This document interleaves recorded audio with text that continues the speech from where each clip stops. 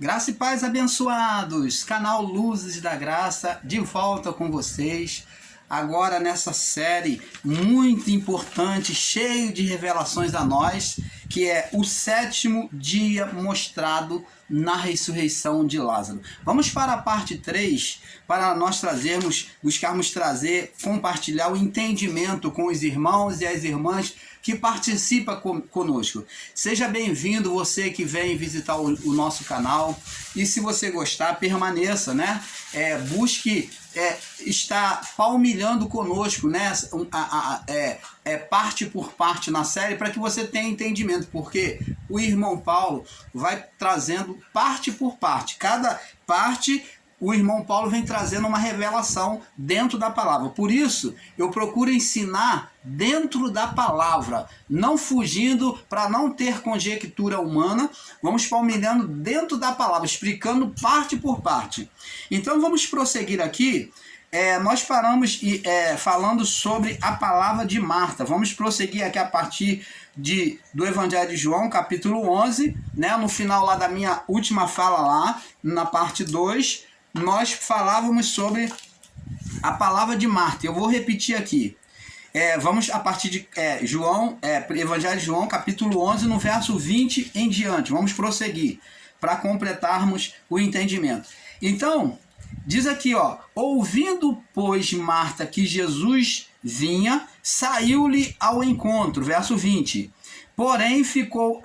Maria, porém, ficou assentada em casa. Disse, pois, Marta a Jesus: se o Senhor estivesse aqui, meu irmão não teria morrido.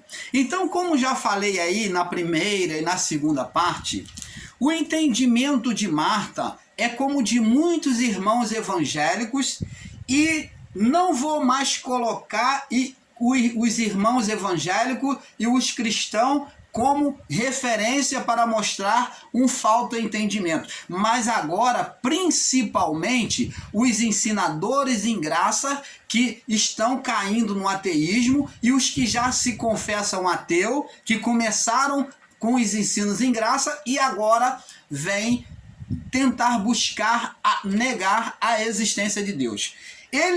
Os que alegam o ateísmo, né, a não existência do Deus criador, de um Deus, eles falam assim: como que pode existir Deus se Deus permite as pessoas ficarem enfermas, passar fome, morrer de uma forma trágica? Se Deus estivesse aqui, se Deus estivesse no mundo preocupado com a criação humana, o mal não teria vindo. O bandidismo, os vícios, essas depravações, essas orgias, essa malignidade do homem com matricídio, patricídio, os homicídios. Por que Deus não intervém? E foi justamente isto que Marta falou, julgando por ela ter uma relação, por a sua família ter uma relação íntima com Jesus. Ela falou: se o Senhor, ou se Deus estivesse aqui, se o Deus encarnado, se o Senhor estivesse aqui, Lázaro não teria morrido. Não é isso que ela diz aqui no verso 21? Então, esses irmãos acham que os ateístas acham que a pessoa, que se Deus realmente existisse, ele não poderia permitir o mal, ele não permitiria o mal sobre a vida das pessoas. Então é este argumento que os ateístas, os céticos, usam para tentar negar a veracidade do Criador em meio à criação. Então, eles usam isso para tentar desviar e convencer essas pessoas que são incautas, porque não têm entendimento dos propósitos divinos, e acham que Deus tem que intervir na criação o tempo todo. Marta falou, e a sua irmã Maria, nós vamos ver mais na frente, que vai falar a mesma coisa. Deus não nos torna super crente ou intocável por crermos nele.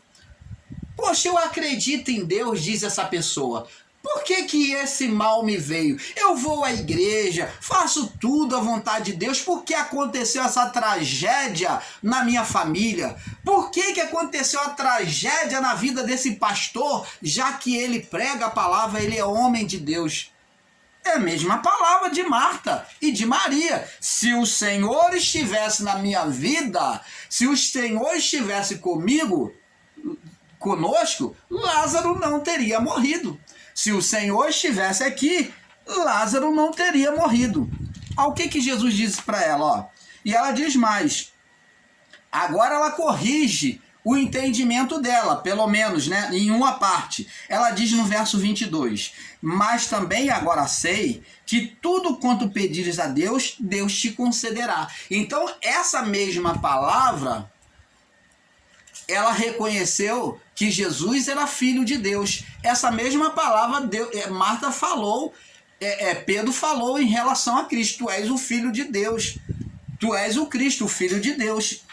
Mas ela diz, mas agora sei que tudo que pedires a Deus, Deus te concederá. Jesus diz para ela aqui no verso 23. Disse-lhe Jesus, teu irmão há de ressuscitar. Qual ressurreição que Jesus está falando aqui que para Marta? Está falando da ressurreição física. Ele está falando neste momento que Lázaro havia de ressuscitar fisicamente. Entenda isso, abençoados. É isso que temos que entender. Então preste atenção. Teu irmão há de ressuscitar. Ele diz no verso 20, ela diz no verso 24. Agora Marta, com entendimento equivocado, como de muitos evangélicos, irmãos nossos e irmãs nossas, evangélico, cristão e até muitos em graça, ensinadores em graça. Então ela diz assim, eu sei que há de ressuscitar na ressurreição do último dia. Vamos explicar aqui qual é esta ressurreição do último dia referida por Jesus. O último dia referido na Bíblia, que Jesus vem anunciando o evangelho, como o profeta Ezequiel profetizou, o profeta Daniel profetizou e o profeta Joel falou, nos últimos dias ele derramará o seu espírito sobre toda a carne. Preste atenção, a referência para nós do último dia é o batismo com o Espírito Santo. É só olharmos o derramamento do Espírito Santo para saber que os últimos dias já estava chegando. Então, o princípio dos últimos dias começou com o derramamento do Espírito Santo. Ele é o sinal de que os últimos dias está no plural. Os últimos dias, não é mais um só. Não está dizendo o último dia, mas os últimos dias no plural. Então, o Pentecoste, que é o derramamento do Espírito Santo, foi o início dos últimos dias. Ele é a sinalização de Deus de que os últimos dias já estava às portas. Então, para termos entendimento da volta ou do juízo que haveria de acontecer, é só olharmos se já houve o derramamento do Espírito Santo. Houve. Então, se houve o derramamento do Espírito Santo, para o último dia, era questão de pouco tempo. Poucos dias. Você está entendendo, amado? Então já aconteceu o juízo, sim. E esse juízo foi acontecido nos anos 70. Esse juízo do último dia era referido à destruição do templo de Jerusalém, aonde se deu a perseguição aos cristãos e a matança dos cristãos e a destruição do templo e da cidade de Jerusalém. Então, temos com falamos com toda ousadia que o último dia já aconteceu, que o Apocalipse referido na Bíblia já aconteceu ali nos anos 70. Você está entendendo, amado? Não espere se cumprir as palavras do Apocalipse, porque elas não vão se cumprir. As palavras do Apocalipse não vão se cumprir, porque elas já se cumpriram. Porque o último dia já aconteceu. E o princípio dos últimos dias foi o Pentecoste, dito pelo profeta Joel.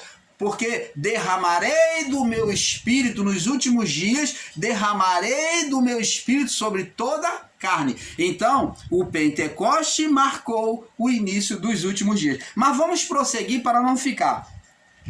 E Marta, ela entendia que esse último dia era o dia em que os mortos, de forma física, levantaria da sepultura. É o que muitos irmãos nossos evangélicos entendem.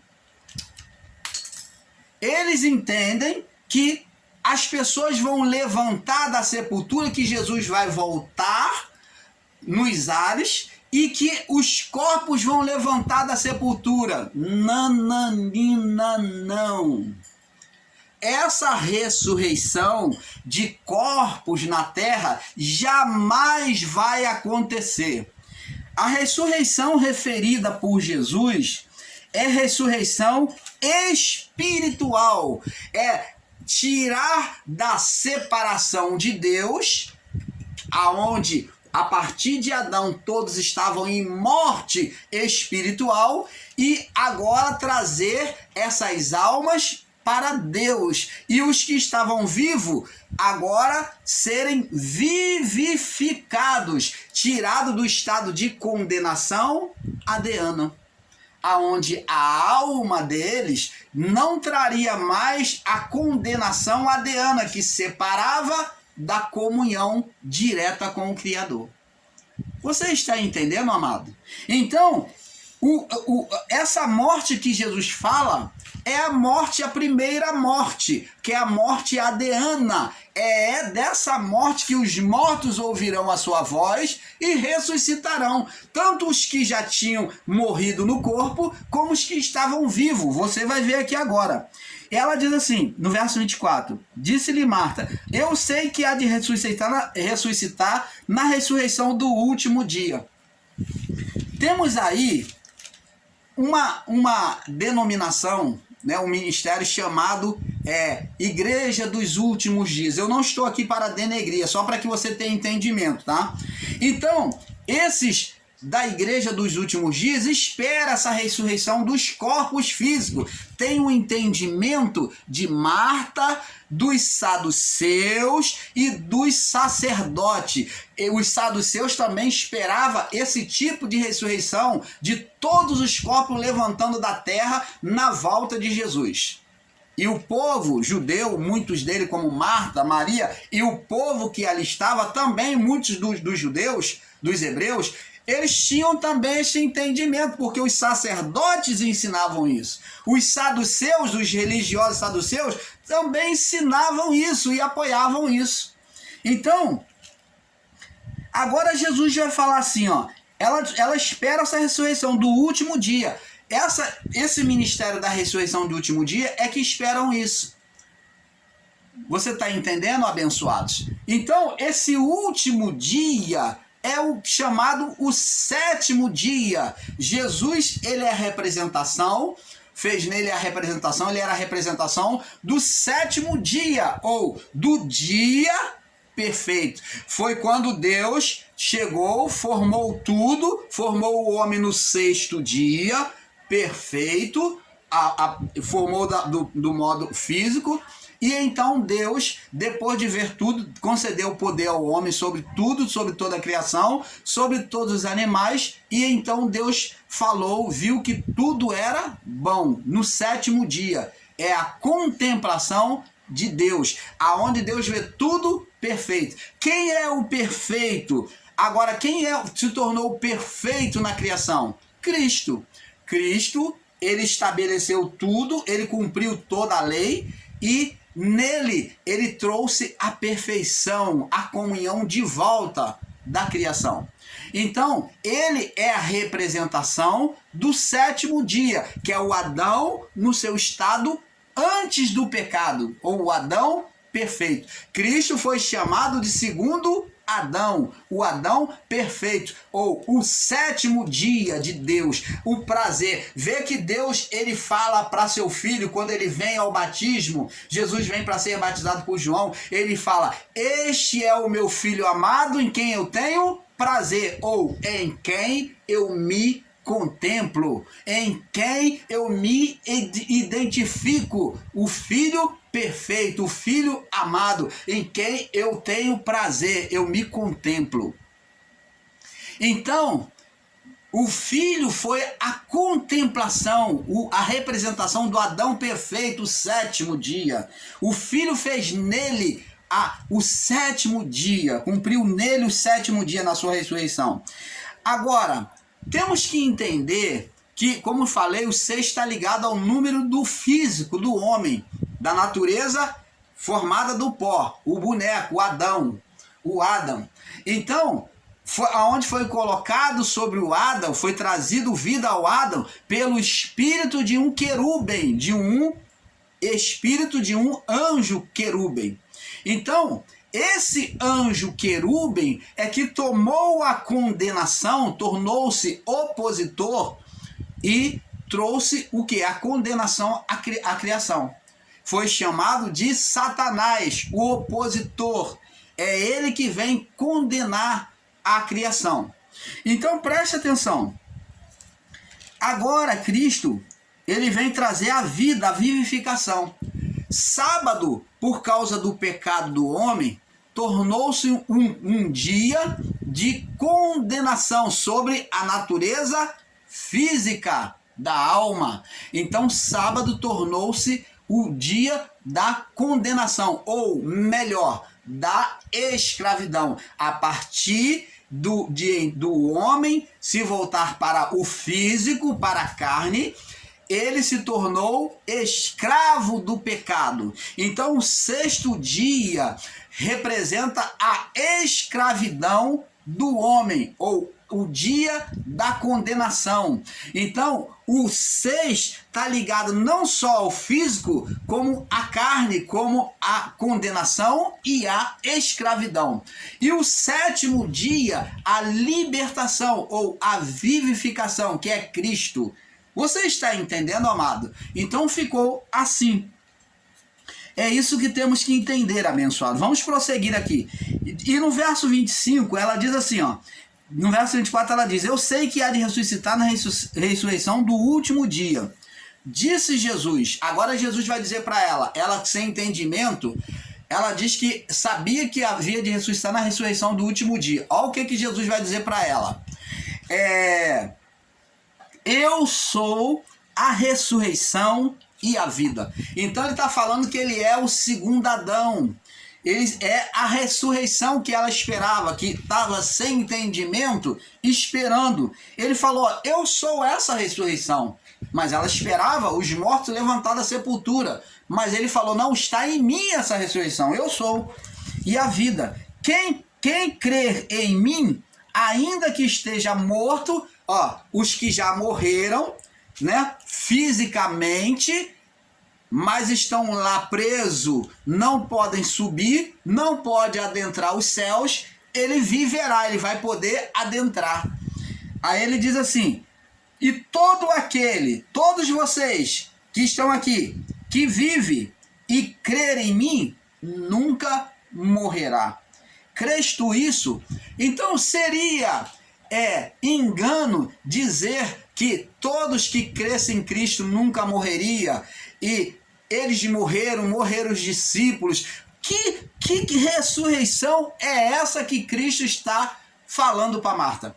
É justamente tirar da condenação adeana, da morte espiritual, da primeira morte espiritual, que é a condenação adeana, porque todos pecaram e impedidos foram de chegar à glória de Deus.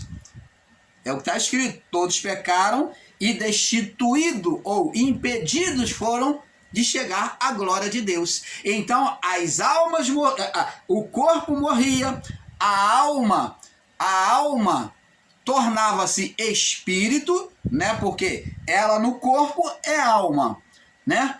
E ela agora deixou o corpo, então ela é espírito. Por isso que a palavra de Deus diz: morre o corpo, morre o homem, e o espírito, por quê? Que ela é espírito? Porque deixou o corpo, então não é mais alma, é chamada de espírito. E o espírito volta para Deus. Mas esse espírito dito é a alma. Então agora a alma, as almas, agora que estavam impedidas outrora, elas voltam para casa. Porque outrora elas eram impedidas pela condenação adeana. Então, vamos prosseguir aqui. E Jesus disse: crês tu isso? Então Jesus está falando que agora os que morressem agora já não iriam passar mais pela morte, não estariam mais na morte adeana e que iria direto para o Pai. Ó, todo aquele que crê, todo aquele que vive e crê em mim nunca morrerá. Ele não vai passar pela primeira morte e nem vai passar pela segunda morte, que é do fogo do eterno. Crês tu isso? E disse ela: sim, Senhor, creio que tu és o Cristo, o Filho de Deus que há de vir ao mundo. A mesma palavra que Pedro falou. Ela reconheceu Jesus no seu poder e propósito. E verso 28 diz assim: e dito isto, partiu e chamou em segredo Maria, sua irmã. Dizendo: o mestre está cá e chama-te. Ela, ouvindo isso, levantou-se e foi ter com ele. Agora foi Maria ao encontro de Jesus, né? Verso 30. Pois Jesus ainda não tinha chegado à aldeia, mas estava no lugar onde Maria o encontrara. Vendo, pois, os judeus que estavam com ela em casa e a consolava,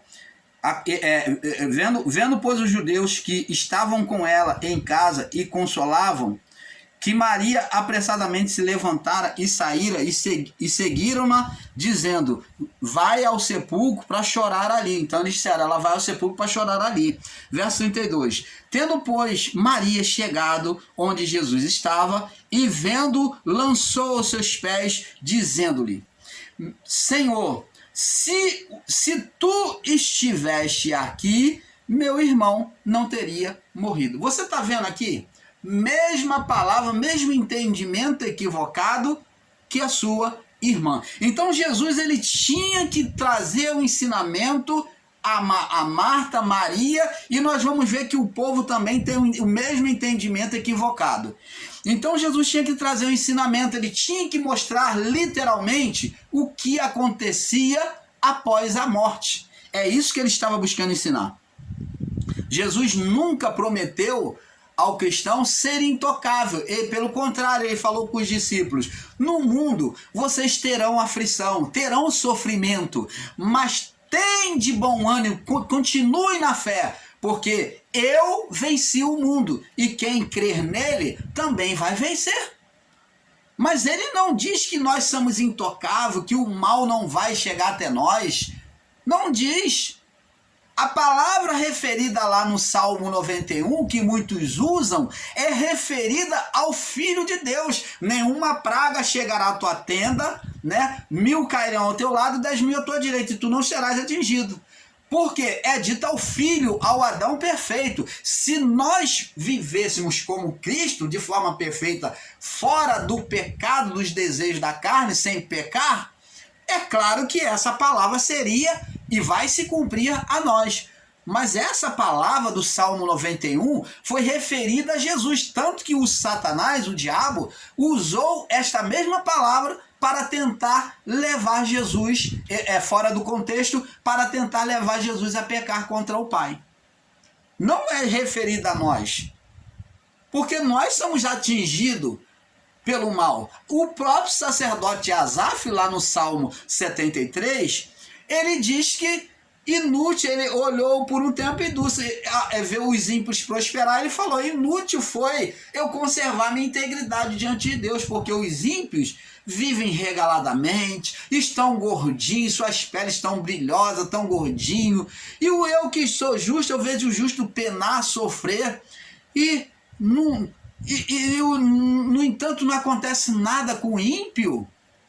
Mas ele entrou em oração diante de Deus e na oração Deus mostrou o final dos ímpios. Aí então ele caiu em si, ele pediu perdão a Deus. Eu quase me resvalei, quase caí por causa dos meus pensamentos no meu coração. Porque Deus me mostrou o final dos ímpios. Me arrependo dos meus pensamentos, das minhas palavras. Então ele se arrependeu, o sacerdote, porque ele pensou errado, achou que o ímpio vivia tudo e não teria uma responsabilidade nenhuma diante de Deus de ser cobrado. Mas Deus mostrou para ele o final dos ímpios. Então, abençoados, Deus nunca, e nem Jesus nunca prometeu que você seria um super crente, intocável. Se alguém está ensinando isso para você, esse ensino é mentiroso. Jesus disse, no mundo tereis aflição. No mundo tereis aflição. Então, nós temos que saber que o mal vem. Tanto que ele ensinou na oração do Pai Nosso, como já disse aí na série aí, ele ensinou na oração nossa, diz, não nos deixe cair em tentação, mas livra-nos do mal. Então ele ensina a pedir ajuda para não deixar ser vencido por essas aflições. Seja feita a tua vontade, assim na terra como no céu. Então, o que prevalece, abençoado, é a vontade de Deus. Não é Deus sujeito ao homem, e sim o homem, nós, é que temos que estar sujeito ao Criador. Você está entendendo, amado?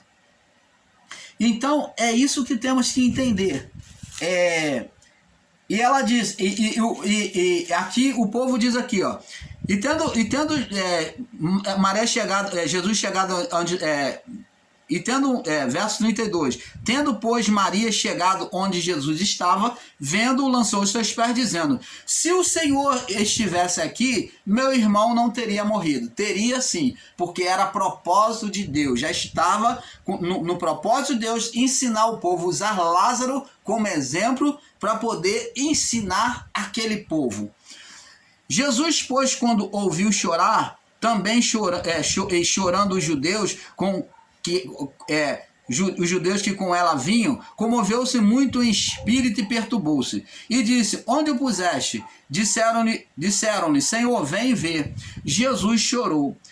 Disseram-lhe, pois, os judeus, vede como amava. Agora, olha o entendimento dos judeus, como é que é igual de Marta e Maria. Ó, todos eles tinham um entendimento errado acerca da morte e da ressurreição. E alguns disseram, não podia ele que abriu os olhos do cego fazer também com que esse não morresse? Deus não pode impedir a morte do homem? Pode! Mas Deus não se intromete, porque Deus quer que venhamos aprender, nos trazer o ensinamento, Deus tem o seu propósito.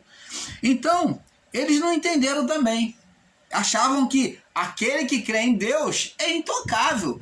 Por Lázaro ser amigo de Jesus, íntimo, achou que Lázaro seria intocável.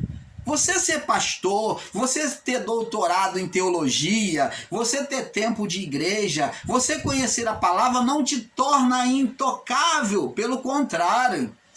Porque naquilo que nós sabemos, naquilo que nós ensinamos, profetizamos, nós somos provados dia a dia. E pensar que você, muito saber da palavra, você se torna intocável, somos provados. Paulo diz isso a cada dia.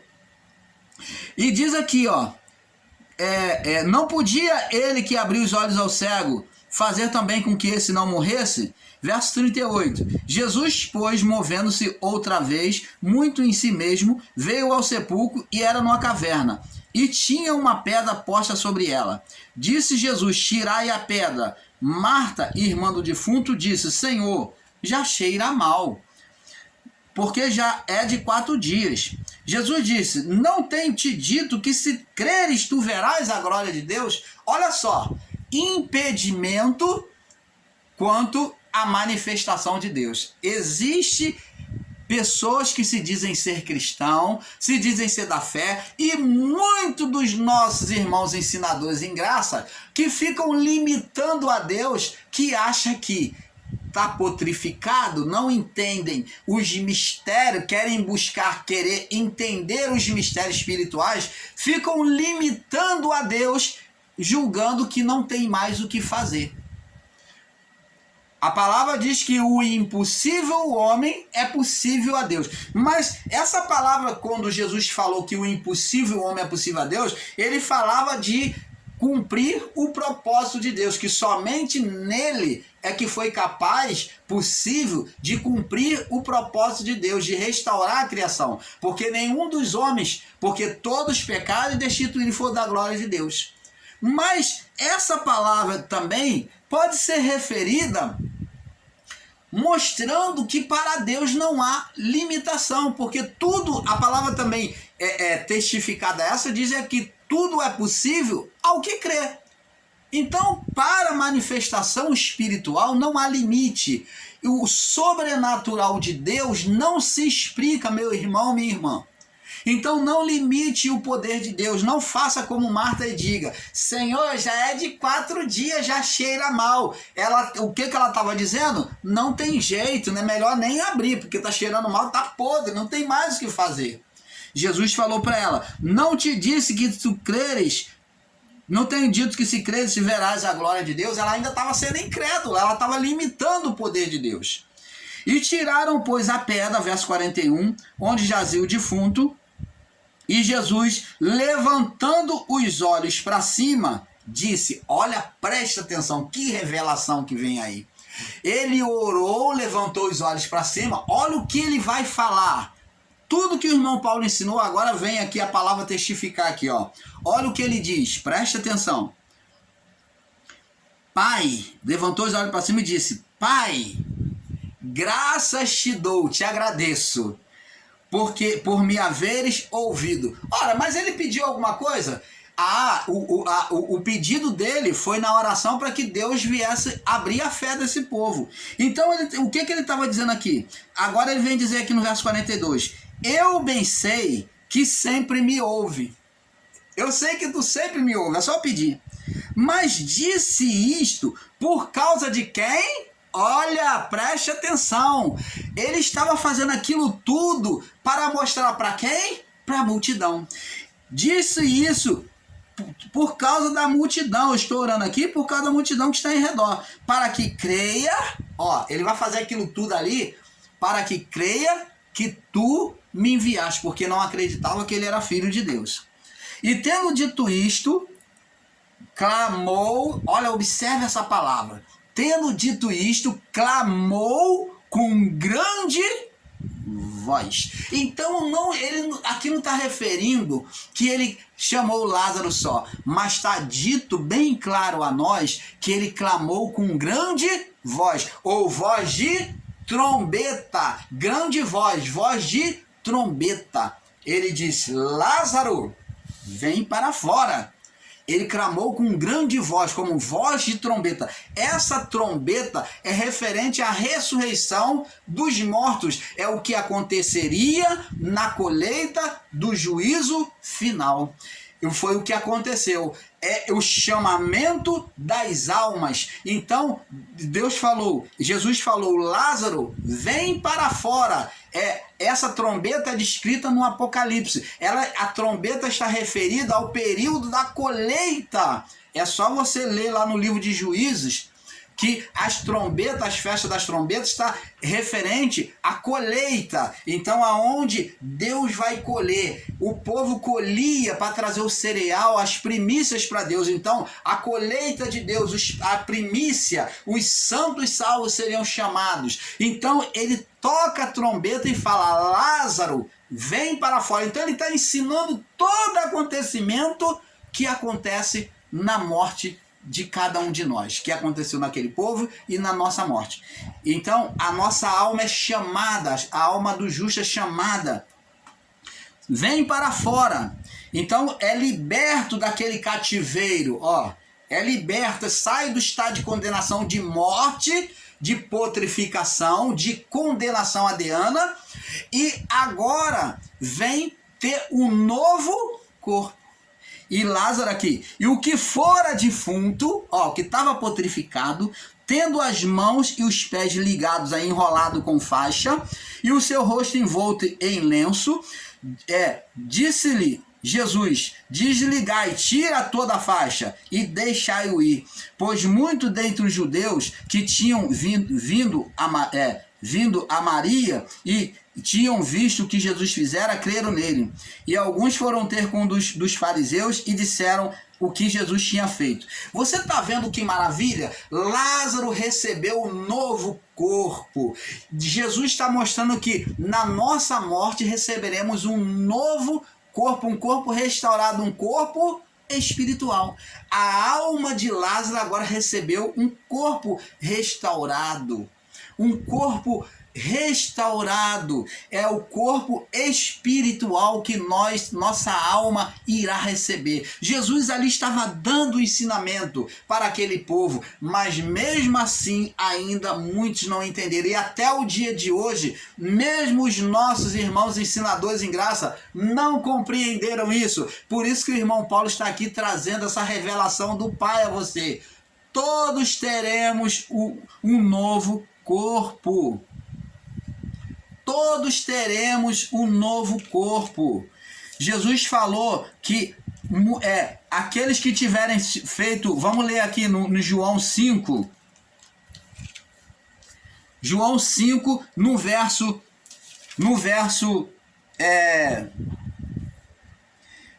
25 em diante, diz aqui: na verdade vos digo. Vamos passar para o próximo vídeo que está avançado, senão vai cortar aqui. Paz seja dada a todos. Vamos para a parte 4. Eu vou prosseguir daqui, João 5, no verso 24, testificando para você esse finalzinho aqui. Paz.